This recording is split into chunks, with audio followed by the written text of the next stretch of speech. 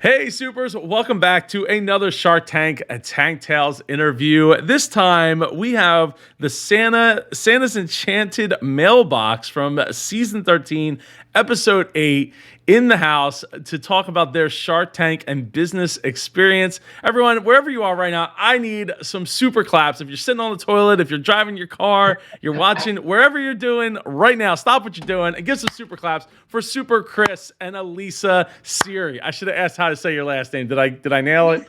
You said it. Right on. Welcome to the show. Thank you for having us. You are so welcome. You're so welcome. So your episode just aired literally 3 days ago. 3 days ago, 2 days ago. I don't know how to do math. That's one of the things here. 3 days ago. 3 days ago, and how before we get to like talking about the Shark Tank thing, how has things been since it aired for you? Yep. And of course, our kids are interrupting us right now. Hey, we said it's okay. We're doing a quick interview. Okay. Go ahead, Mace. Sorry about that. We told you that was going to happen at least at one point. Well, first of all, things have been great. And Joe, the amount of folks that sent us your link after the episode, we felt like we had to meet you. I think about 100 different people sent me the link of you commentating on the episode. So we're excited to meet you, but it's been an awesome experience. Things have been very, very busy for the last 3 days. Sales have been through the roof. So we're thrilled to be here and happy to talk to you. Ding, ding. I love hearing that. That is awesome. That sales are doing great. And you took the time to be here when there's so many things going on. And even you, Elisa, right? You're a hairstylist, hairdresser. So Yep. Stylist, that's the word. Yep. And I own the salon too, but today's my day off, so. Oh wow, that's awesome. So I mean that's got to make it even more. Well, yeah, I forgot it's a Monday. Nobody cuts hair on Monday. I for whatever. And you know what? That's the day I always. It's like Chick-fil-A. It's the day I want it is on Sunday. The day I want a haircut it ends up always being on a Monday. So all right. So Shark Tank. How did you guys reach out to Shark Tank? Did they reach out to you? Was Shark Tank in the cards? Was it something you were thinking about? Like, tell me the relationship that you on the or before you got to Shark Tank. Like, what was your relationship with Shark Tank? Yeah. So, well, obviously, when you have a product and something, I guess unique or a little different, or even a holiday item, the amount of people that told us over the last 3 years that this product should be on Shark Tank. We knew one day we had to try to go for it. We actually were almost selected for the show last year in season 12. And I know that you watched the episode and we were coming off a 3-year licensing agreement. That agreement actually prevented us from being able to get on the show last year. They said, okay, well, we love the product. We can reach out to you next year. I didn't really think that would happen. I thought maybe they were just being nice. Well, lo and behold, few months ago, the phone rang and it was them looking to see if we were interested in coming back. So it was a little bit of both. We approached them, waited, and they came back to us. Wow. So so you approached them to start. So you applied to be on the show? Applied to be on the show, correct. And they were like, yeah. Well, and so I mean, one of the things that you have that a lot of people don't have is a niche product for a niche episode of a show, right? So there's like only so many of those types, those niche products that would fit the bill. And that's awesome that they were like, you know what, we want to have it, because I would probably think like you, Chris. I'd be like, yeah, they probably gonna pass. They're gonna move on to the next thing, that fits the bill for them, that happens to not have a blockade with the licensing agreement. Yep. Yeah. I mean, and it was a surreal moment. I called Elisa up and I was like, you're not gonna believe this, but Shark Tank just reached out, and we knew our former licensing agreement has come to an end, and that was our major obstacle to get on the show. So we rolled the dice anyway. We were going to go through this on our own this year, with or without something as powerful as Shark Tank. But again, when they reached out to us, and then we submitted our audition video. Wow, the Long Island audition video. I'm from Long Island originally. Sorry. I'm so sorry. You gotta go. Yes. Yeah. Sorry. It's all good. It's all good. 3 little boys at home. And without them, we wouldn't be here anyway, because they were the inspiration behind this. But yeah, as I was saying, what was I saying? But fact of the matter is, we submitted our video.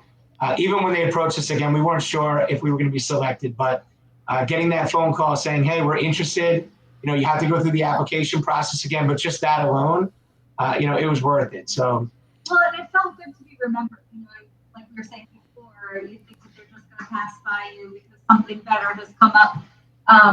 But it made us feel good that we were remembered. Yeah. I mean, because they're seeing, like, I don't know, 40,000 submissions a year, a stadium full of people submitting per year, plus their own producers going out finding other products and services to fit the bill. And then when you talk about a holiday product, I mean, generally, I think, to my knowledge, they've only done 1 episode per year, max. So you're talking about even like smaller avenue to make it. Which is it's incredible. Yeah. That is awesome. That is awesome. And it's funny because, Joe, we're fans of the show, but I've never done that research until after we were told we were selected. I never knew how many people actually applied every year. And I think if I would have read that ahead of time, it probably would have messed up our whole, everything we did to get on the show, everything that we prepared for. I think it would have gotten in my head. So I'm glad I didn't know those statistics. Yeah, they never tell me the odds, right? As a wise pilot once said. So.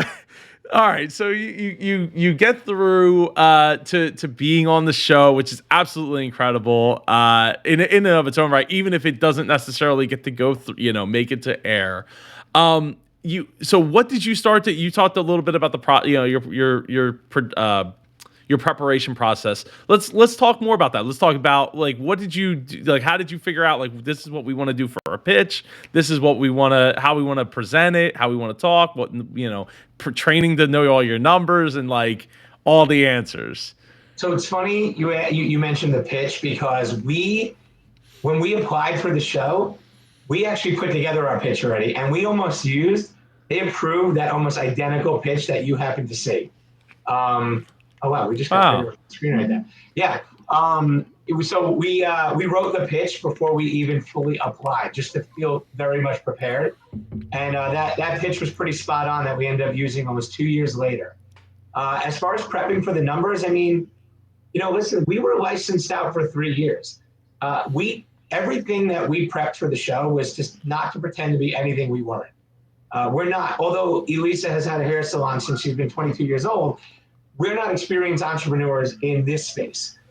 This is brand new to us. We licensed it out. We allowed someone else to take on all the risk, all the manufacturing, everything that goes along with making a product like this and bringing it to life. We had the idea. We came up with the prototype. We secured the patents. We secured the trademark. That was as much as we knew how to do. We needed someone who really understood how to bring this product to life. So coming into an episode, like going on the Shark Tank, and not really understanding how, this is manufactured and how we can get it from there to the States and how we can drive down costs. Didn't try to be anything we weren't. We wanted to be honest and genuine and tell them. Transparent. And I think that really came across, right? I think you guys did a really good job of enabling that genuinity. We're making up words here. To genuineness to come through in the pitch and in the way you both showed on the show. And so to talk a little bit about the licensing agreement, because that was something that stood out to me, and I'm sure, like, when you were on the show, how long do you recall how long you were on there? Like a 45 minutes, an hour? Almost an hour, yeah. Almost an hour. The licensing thing, I felt like that was such a critical learning moment, at least for me, because that's something that I don't think had ever come up before, at least that I recall, where a licensing agreement would be so restrictive to the people who are to you guys, right? how oh man, what can you talk about from the licensing agreement part? Because like I said, that was a sticking point for me that seemed to just kind of get glossed over in the final product of the episode. Well, it's interesting, Joe, because we actually do have a good relationship with our former licensing partner. Um, when we were talking, it was really difficult because we actually had a lot of great things to say about our licensing partner, and I know from their perspective, it's tough because they're looking at these, this young company whose hands were tied, and maybe we didn't have all the answers we were supposed to have. But the thing is that we were actually protecting a lot of the data that we do know about, because the fact of the matter is, we will always attribute the success of the product and even the success we're having right now. If that licensing partner never took a chance on us when we met with them in Manhattan 4 years ago, we wouldn't have been on Shark Tank last week. We didn't have the means, we didn't have the capital, the experience. It takes a lot of work to get something like this, especially that's seasonal, to be brought to the masses. So we've learned a ton from them. Yes, I know on the show it's portrayed that that we're paying more of a markup than we should. And you know what? There were certain things that we did scratch our head about. Hey, you know what? We're going to go back. I think Lisa said it best at the end that we took a lot of the stuff we learned from them, because yes, there was cameras on and you're under the hot lights, but we actually learned a ton from them and being in there from that long. So we actually came back, and most of the research we've done to prep for next year were based off of things that we learned from sharks. It just happened to be on television. Well, and that's the sign of growth, right? If you're not learning, you're not growing. If you're not growing, then you're dying, right? Yep. So I mean, I guess my question or my thought process when I was listening back to that was, I assume you had a lawyer, right, when you were Yes. designing the licensing. I mean, flying by the seat of your pants, but. And I guess some of those questions maybe just didn't come up because nobody had the foresight to think 3-4 years down the road. I don't. Well, and it's interesting because our lawyer and patent attorneys and his entire office, we have an amazing, we do have a very good deal with them. And, and as you saw on the show, we do own our molds. And if we were to ever move on our own completely, we can completely separate from that licensing partner and go about this on our own. The thing is, Joe, is that when you find yourself in a position where you're ready to go off on your own during a pandemic, and with her business being shut down, and now all of a sudden me, the sole provider for this family, all the work that we needed to do in 2020 to prepare for 2021, it was impossible. So we did have a handshake agreement with our former licensing partner. However, it is a very slight markup, and a lot that we didn't get to speak about was most of our costs behind why our costs are so high. And I'm sure you've probably heard this from other entrepreneurs. The exploding rising costs of freight right now are out of control. And we probably could have gotten that here from Hong Kong at maybe $5 cheaper per unit if it wasn't a result of that, which could have brought our price point to where, as you saw, did very well at a big box retailer 2 years ago. You probably even saw in some of the videos that this mailbox is even smaller than the ones that we used to make. We found ways to cut corners, and that licensing partner of ours was instrumental in finding ways to help us. In fact, I was on the phone with him an hour ago. Like, we're still working hand in hand because there's so many things that we can do together that is going to help drive profitability to us. So, and that's television for you. I think nothing was portrayed negatively, and I don't think anything was portrayed wrong. No, at definitely the same not. time is that we have a really good thing going, and I know I can go on and on about this. So I don't want to bore your audience, but the fact of the matter is we're in a good position right now, and if the time comes that we fully want to go off and not hold their hand, which by the way they have a really strong footprint in retail, which she's got a strong footprint in the hair industry. I can help you with credit cards, but I can't get you into retail right now. So we really appreciate the work that they do. No, I think that's important. I think that's great for the entrepreneurs to hear, to hear this, this side of it, because like that everyone it's easy to throw around the term licensing deal and all that, and I think the only person the only people that were really showing it in a negative light were the Sharks themselves, because it's negative to them. It's not necessarily in their interest to get in bed with a licensing partner when they have their own partners that they are operating with and would potentially be competing with in different in different avenues in different ways. That's so right. so I mean it's I didn't think it was negative. I just saw it as I had a lot more questions than I think I was able to get answers for at the time of like what the deal was. And I think that's awesome that you have such a great relationship with them. And I'm sure that they're probably was there any sense of regret on their side to not let you go on the show last year? So funny enough, Joe, it wasn't their call. It was, we just can't legally with, I think Shark Tank itself, like you can't go on there while you're under any type of agreement like that. They liked the product. So our former / current handshake licensing partner, who we're still doing certain things with, they were thrilled because why wouldn't you want this, right? They probably would have preferred. Yeah.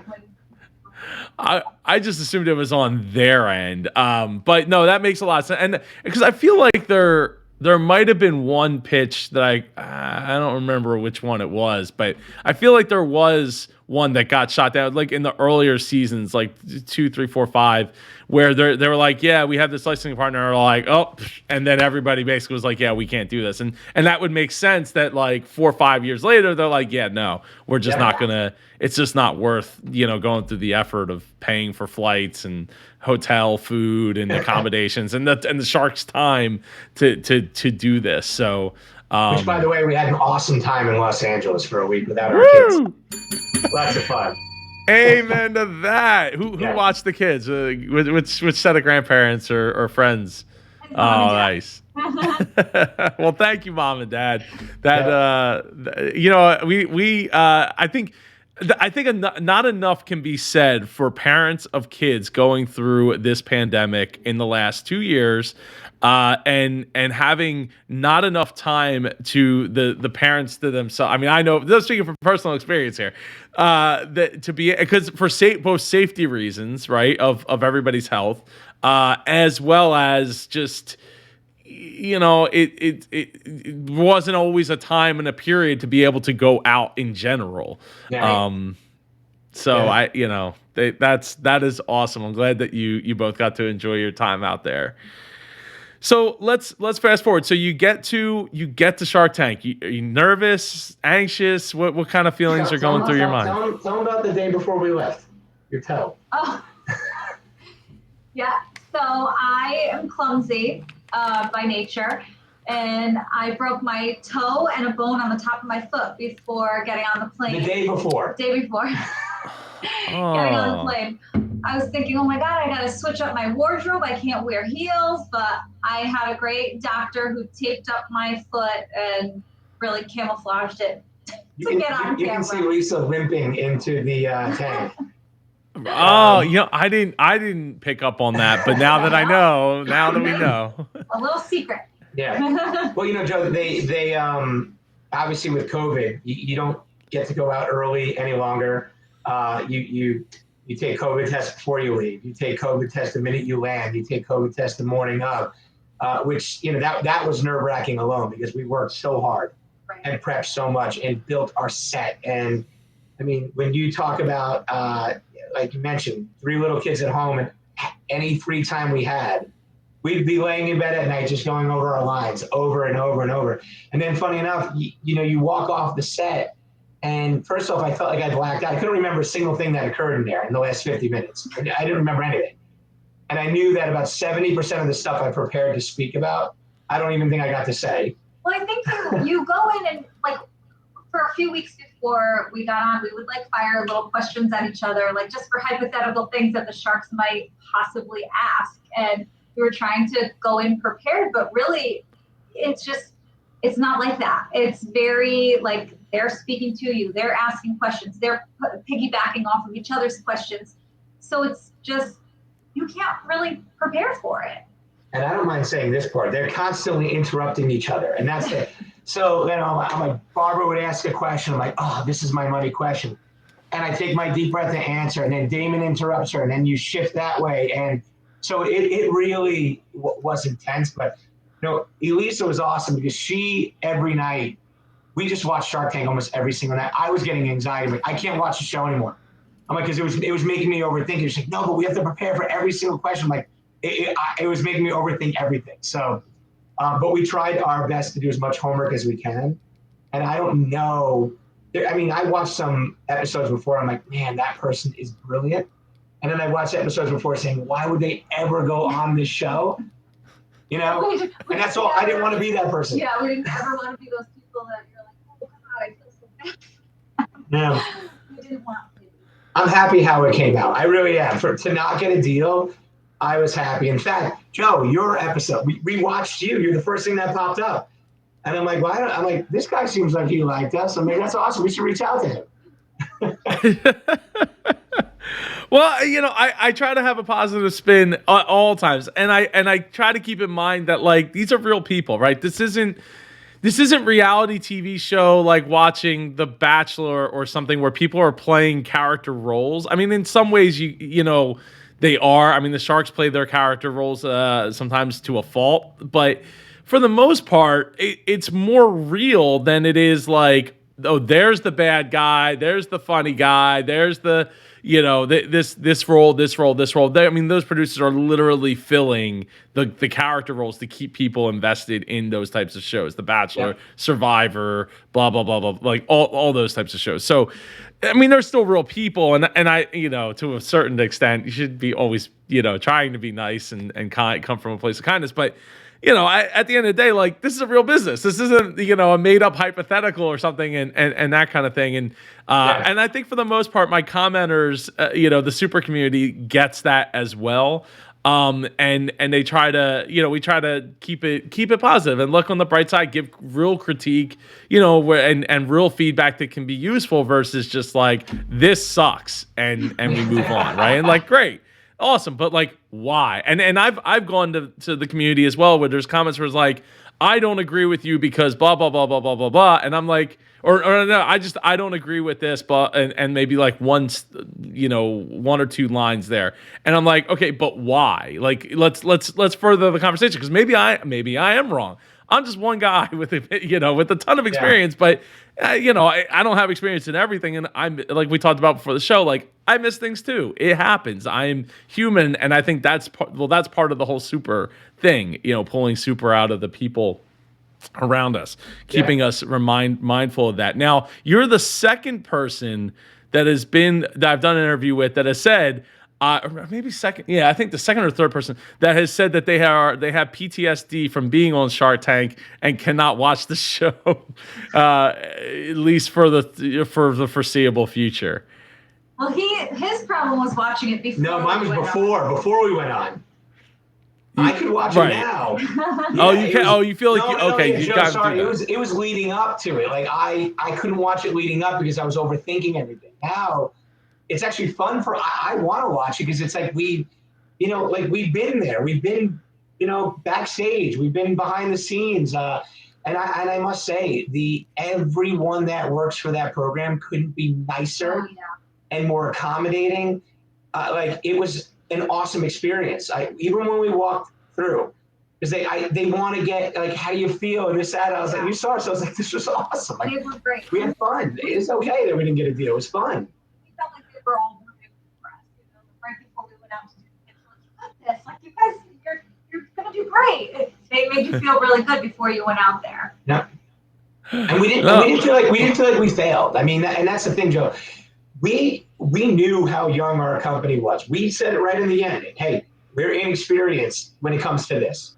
This is new.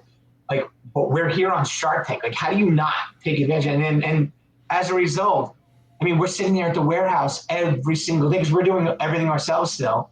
We don't have a fulfillment company. We're there. Lisa and I went there this morning. We took our 4-year-old with us, and we were slapping cigs on. In fact, the guy from the UPS store, I bought them all pizza today because they've been helping. The last couple of days, they see the truck pull up, and they're like, "Oh, these these two again. Yeah, but the community has been awesome. They're rallying around us. We're grateful. We're humble. This has been an amazing experience, and the sales. I mean, forget it. We never would have imagined how well they're selling right now. So I know you did mention that night. Oh, I hope they sold out tonight. We didn't, but we're doing really, really well. And you know what? It's in Bed Bath and Beyond. It's in Hobby Lobby. So and the consumer's a smart person. You can go around and there's leftover. There's our son Christian. There's leftover inventory from years before from certain places, and there's folks that liquidated and they marked it down. So you can find it everywhere. It's actually a very confusing product to shop for, but nonetheless, it's our baby, and we're happy to see that. If someone doesn't buy it from my website and gets it from $10 from eBay, I'm okay with that because there's a kid right now utilizing our product. Sorry, Lisa's gonna. It's okay. It's okay. I love the attitude, and I very much appreciate that sentiment, and that's something. I mean, that's a seasonal product thing, right? Like, you get the Halloween candy the day after Halloween, and it's pennies on the dollar compared to what it was just like 48 hours earlier. So it's one of those things where having that great super attitude, having that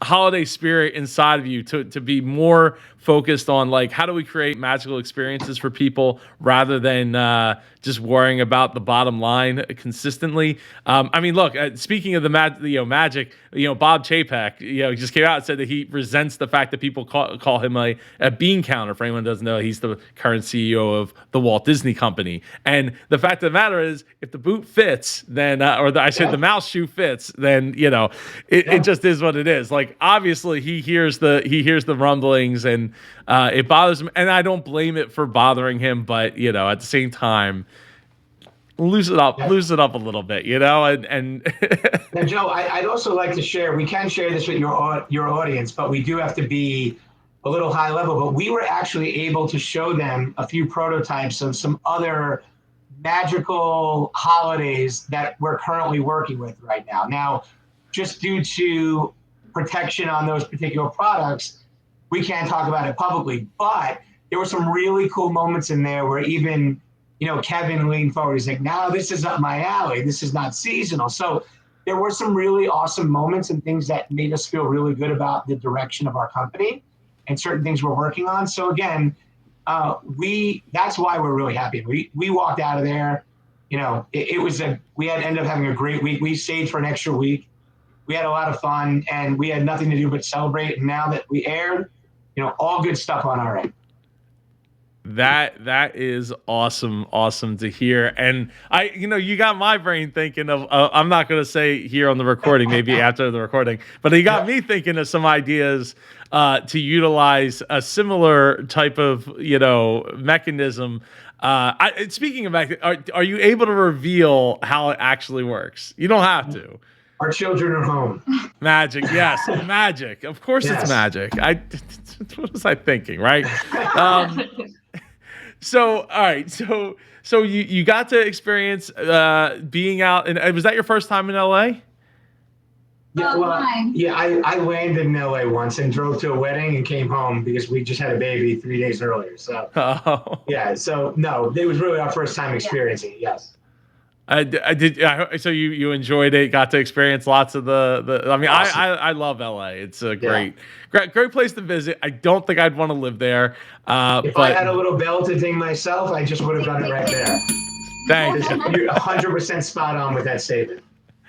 It's neat. It's definitely it's cool. I've been there 4 or 5 times, something like that. And it, I like it. I like it a lot. But I don't think I could live there. The earthquakes alone is enough to keep me here in Philly. So, yep. So all right. So after Shark Tank airs, you I mean, obviously you knew that if you were going to air, it would be within a couple of weeks of Christmas. I would presume, right? But you still didn't know. Did you find out? You found out what, 3-4 weeks prior, or did they tell you earlier? 2 weeks prior. 2 weeks. Wow. Yeah. Wow. I mean, Which at that is point, you okay. had your inventory, though, right? I would think because of how long it takes to get inventory Yeah. from China, Hong Kong, Yeah, other side of the planet. we took a conservative approach. Go ahead, Yeah. Ray. I mean, no, I was just gonna say we were even pushing before the Shark Tank announcement came out. But yeah, we do wish that we knew a little sooner that it was a guarantee, and we also wish that it maybe aired a little bit sooner. Just for That would have been nice. yeah, just to really have more time to drum everything up and make sure that everybody got their shipments on time before Christmas. But it's like I said, it's still But we're good. working hard, and everyone is getting their shipments before Christmas. So that is a guarantee right there. Love it. Love With it. our Love own it. bare Love it. hands. Yep. So, okay. I'm wearing So, a yeah. hat today, Joe. I'm exhausted. I didn't want to comb my hair. We're really tired. I can imagine. I can imagine. So yeah, I mean that is one of the big downsides about Shark Tank is you don't know if it's going to air and you don't know when. I mean, in your case, you probably had an idea of a when, December, maybe the end of November. So a somewhat of a window to prepare for. But again, you don't want to necessarily over order and be stuck with a ton, like waiting around till next year to be able to get rid, to sell them. I don't say get rid of them because that sounds too harsh, but Joe, to be able to sell. I'm sure you're a fan of the show. Did you see that they're actually re-airing our episode on Christmas Eve? I did not see that. And that's really cool for us because obviously we will put some, if there's inventory left, we'll put a sale out there because you're right. Who wants these sitting around for a year? So that's really cool. We're pretty pumped about that news. That is awesome. I was not aware of that. I mean, I know there's one last new episode for the year. That's this upcoming Friday. For anybody watching this interview, I don't know when this will go live. Probably sometime next week at this point.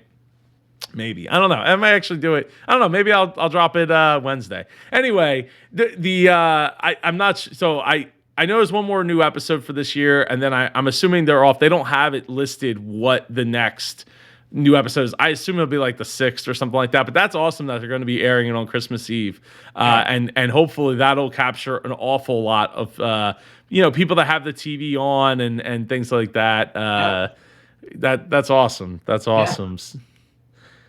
So what's next steps for both of you? Like, Sleep. Obviously sleep. I mean, listen, we we work our 9 to. Elisa works so hard. Her salon's doing awesome. I do love what I do as well. I'm in sales and marketing, and I enjoy it. This is the dream, obviously. If we can continue to develop our future products, and if this could become full time one day, that would be great. But until then, we like the conservative approach we take. It's smart. We have 3 little kids. We have a mortgage to pay. Anything that we earn from this can hopefully put them through college one day, and that's kind of how we see it. If it becomes something, I love Elf on the Shelf. We want to be like them. But at the same time, if you ever look up their company history, it took them 10 years or so to really start doing well. And we're 4 years in, and we were just on Shark Tank. How can you beat that? Well, they say it takes 7 years to be an overnight success, at minimum, right? 7 to 10 years realistically. And, even to like the Santa Claus, right, thing, that wasn't an overnight thing either, right? It was quicker. It probably was quicker because you had all the big major retail, chains pushing this idea, right? Pushing the Santa Claus story and enabling it to become a lot faster because that's where people were going, leading up to Christmas and things of that nature. So it does take time to take root and to build traditions and things like that. It definitely does not happen overnight, even with a huge spike in success.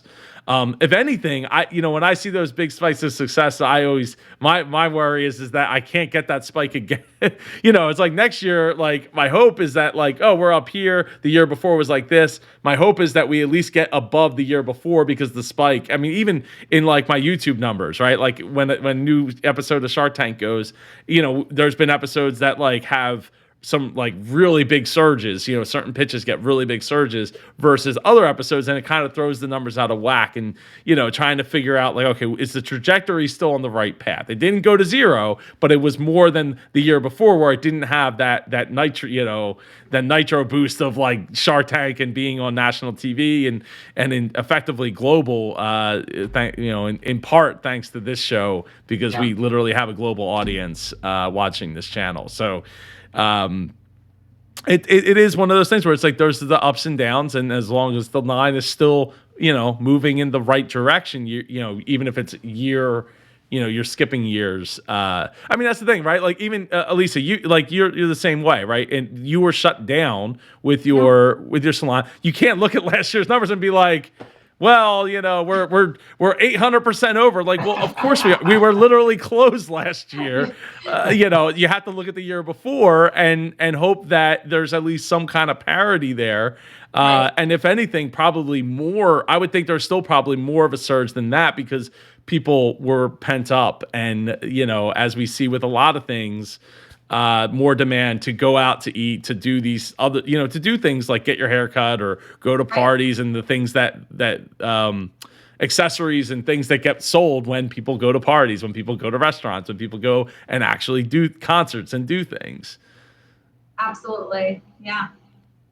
So, yeah. So, before we wrap up here, was there any last thoughts you wanted to share? Yeah, if I was wearing that suit coat, we probably would have gotten a deal. I don't know about that. I don't know about that. So where did I get that? Amazon actually is where I got it.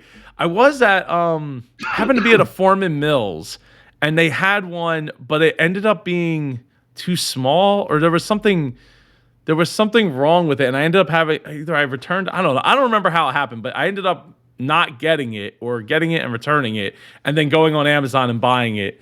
It's one that was similar. I think the one I picked up at Foreman Mills was like red. And then it was in like January of last year. So I was like, I'm going to wear this, you know, obviously not tomorrow, but at some point in the next year, I will be wearing this, and I have, so, you know, I don't know if you watched any of the other videos that were on your episode. But I have other like ugly Christmas sweaters and things like that, you know, they get extra use now, because, you know, there's Christmas videos to make. Well, and Joe, I was just going to mention that. So I don't spend a ton of time on YouTube, but as a result of like 100 people sending me your link, I started watching all of your videos, and then I reached out to you, and I must say, I really think what you do is awesome. I've enjoyed watching a lot of your commentary. Especially considering, you know, we're reading a bunch of stuff, and, you know, you put yourself out there and you're going to find some negative comments here and there. And even with the product, like when we get the smallest negative review that has nothing to do with us, if there's a malfunction, if there's something wrong, you take it to heart. So when I watch your videos, I think that you treat everyone fairly, and I think you have a really nice take on what, you know, on what we just tried and attempted to do out there. So we just want to tell you thank you, and we appreciate it. No, thank you. I greatly appreciate you watching and understanding that what the point. I mean, because like I get negative comments all the time, and I've actually made a video called "I Heart My Negative Comments." It's somewhere in there. It's in there somewhere from like a couple months back. But, you know, because, you know, when you know, I always talk about like it's important to know your avatar and know who you're speaking to, and I know who I'm speaking to. But because of the vehicle in which I'm using, which is Shark Tank, a lot more people watch Shark Tank than are actual entrepreneurs, or trying to be entrepreneurs, or business owners, or, you know, something in that, or people are just trying to better themselves in general. And then you get the people that are like, just shut the heck up and like, let me watch the video. And it's like, well, you're missing the point. And as time goes on, like I've gotten more and more comments of people like, I used to just skip past what you say. Now I'm starting to listen, and I'm actually learning, and you make a lot of sense. And I've gotten several comments like that. So I'm doing something right. And it's great. I mean, I've been creating content since like 97. And when you said to reach out to you, I thought that it was a great opportunity for us to share our experience and help anyone else out that might be interested in being on the show, or even start up their own business. I mean, it's not easy. And I've always said, and I'll close it with this, but, you know, Lisa and I have been dating forever. Well, no, we're married, but when we started dating, when we were, she was 22 years old, I was 25, and she decided to open up her own hair salon at that age. And we didn't have a dollar. Well, when you have nothing to lose. So I figured I'm going to leave now. So I've always just been inspired. And I said, so she was the one where I'm like, well, we have this, should we do this? No, it's going to be a lot of work. And she was just like, just go for it. I'm like, well, but we have kids and we have a mortgage, like just go for it. And so, that's one of the things that I saw from your videos. It's just a lot of people that just went for it. So happy to, be part of your world now. And hopefully we have a new friend out of this. 110%. And I actually talked about this. I've talked about it in a couple different videos, but there's one, I just recorded the Tipsy Elves video the other day. And it was supposed to go live today, and my mic was muted because that happens from time to time. So it was playing live, and I get a comment that came through on my phone saying, "Hey, I can't hear you in the video." And I'm like, "Oh man, it's not the first or last time that something like that will happen." But I talked, like, the one guy from Tipsy Elves left like $170,000 a year plus bonuses and all that lawyer job. And, it's like, they're like, well, there's no going back. I'm like, yeah, but like, dude already made probably a sizable amount of money, has probably a sizable runway. And by the way, the credentials to go back to where maybe not to that company, but okay. If you land with I took a pay cut to 130,000 plus benefits. Okay. All right. You're still doing better than 98% of the country. Right. But the same could be said on the opposite side, where it's like, okay, I'm making $10 an hour, $12 an hour. Like, what difference does it make? I can always get another basically minimum wage job. Right, especially right now, there's tons of those. So, to take the risk is not the end of the world. The question becomes as to when to take that risk. So you're not building yourself into a mountains of debt and being like, well, why can't I go live my dream? Why can't I do those things? Well, you made the risk. You made the choices, right? That led you to where you are. Get that straight first, and then you can go and take those risks. Because if you're mostly debt free, everyone's gonna have some kind of debt, car payment or something, or at least obligation of rent at the very least, right? Yeah. Unless you're sleeping on mom's couch. Your audience will now know why we chose to go with licensing.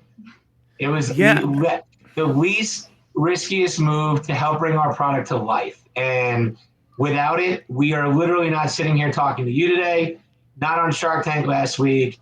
And there's going to be rewards at the end. And at the same time, we didn't have to walk away from the jobs that feed our family and still get to do something and experiment and bring something to life. So that's why we went that way. I get it. There's not a second that I look at this and say, the Shark should have been on it. They all like the product. And that's what we wanted.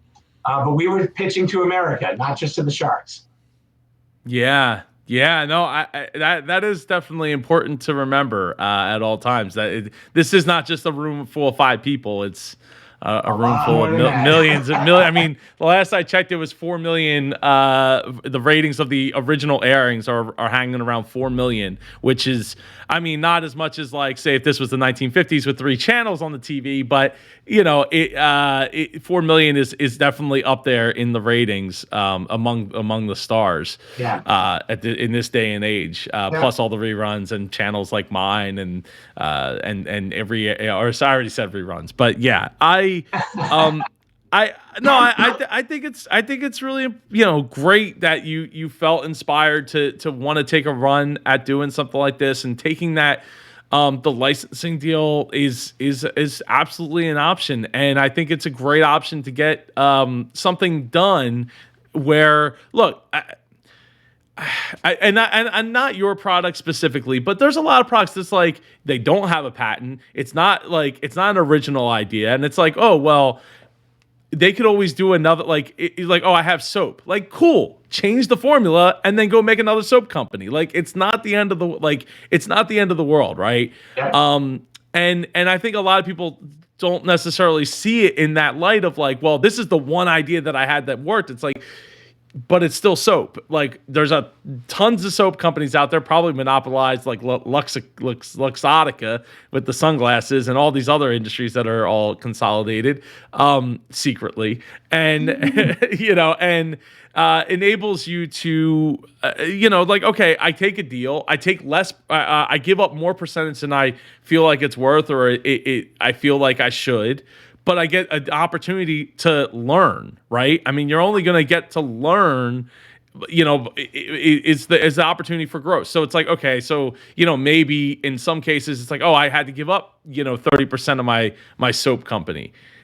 Okay, but again, that deal could fall apart tomorrow, and then you change formula, you change the design. You already did it once. You already know how to market it. You already have that experience, and now you have the experience of working with the shark on top of that. Like, to me, there's a lot of opportunities like that where it almost feels like overvalued in some cases. But in your case, you have patents, right? So it's something that's defendable. It's something that isn't as easy to just magically make another one, out of thin air, and clearly took a year to develop. It took time to develop and find that licensor or licensee to work with. So yes, yeah. Well, it gave us a nice way to kind of dip our toe into being inventors. Like we built up all the groundwork, and then we kind of handed it over to this company, and they were the ones that put up all of the financial risk and did a lot of growing for us while we sat back behind the scenes and learned so much. So it's like after 3 years of doing that, it's now year 4, now we're on our own. We've learned so much from the licensing company as well. So building our brand. Yeah. That's it. We need to build our brand. Yeah, and let's face it, 3 years is a drop in the bucket, right? Especially once you have kids, life goes so much fast. I don't know where the last 6 years of my life went. But one of those 3 years, there was a pandemic. So I mean, it's you got to remember too. There was just the fact that we could have easily. They asked us to stay on board with them for another 3 years, and we're like, even after the pandemic, I'm like, nah, you know what? Once that huge order went through the year before, we talked about that. And real quick, Joe, I know I told you we had to take our son to basketball, but did you watch if you watch the teaser, they asked the question, what do you make in a given month? That question was never asked to us. And then they cut to me talking about $1.7 million. My father called me and said, and why is it you didn't build our house for us? And I'm like, we did not we don't make $1.7 million, Dad. It's all my clients are like, are you leaving? Am I going to have to go find a new hairdresser with your $1.7 million? The magic of television. God. They know you have 3 kids too, right? Like college is like not cheap at all. No, that'll buy books by the time they go to college. Exactly. Yeah. Exactly. No, they're good. Their editors, I argue, are amongst the best in the world over there at Shark Tank. Sony Entertainment or Sony Pictures, Sony Entertainment Pictures, or Sony Pictures. It's Sony. It's Sony. They know what they're doing when it comes to editing. Yeah. They are phenomenal. Yep. I mean, I was in there and I felt like, oh wow, we were only in there for 8 minutes. Like, how did they cut out 40 minutes, and for me to not even realize that they're phenomenal. So the secret sauce there is you start at the end result and you work backwards from there, because then you find the story that the storyline that you want to tell, and then you start, like, at least the way I do it when I do edits of long, like, shows and things of that nature. You start with what storyline do I want to tell, and look at the end result, and then work backwards from there to build up, because then you could it's easy to be like, well, that doesn't help the story, that doesn't help the story, that doesn't tell the story. That would be confusing, and you see things like I mentioned about the Hanukkah topper. They didn't mention that there was a patent. It just was like this little text on the box. Yeah, and it's like, well, I missed that. I was very happy that they included our utility patents. I was happy that they did that. Yeah, I mean, that is a scary thing, because it can make you look kind of silly if they just don't. If that gets left on the chopping block. So it's things like that it happens, and that's what you have to be prepared for by signing your life away to be on any show, literally, let alone Shark Tank. You cannot put a price tag on the level of our advertising that this show did for us and our product. I would do it 100 times over again. So no complaints on our end. So glad to hear that. So how can everybody get their own Santa's Enchanted Mailbox? All right. So the good news is we're actually fully sold out at Hobby Lobby, which is awesome. Woo! So right now, santasenchantedmailbox.com. We did lower our price. It's not $49. It's at $39.99.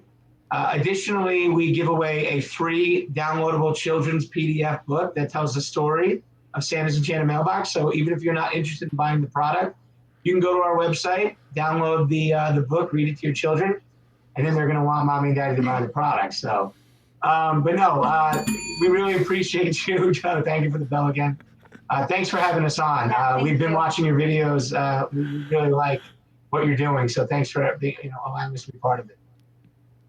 Oh, well, thank you for wanting to be a part of it. Thank you for taking time to be here tonight to talk about your experience and everything that's got going on. And I appreciate you both watching and having and learning and having a great time. And please reach out if there's anything I could do to help either one of you. Where are you guys from? I don't know. Did it mention it? We're in Connecticut.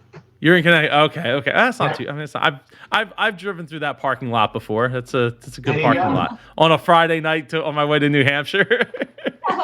Well, feel free to come by. Bring us a cheesesteak, please. Yes.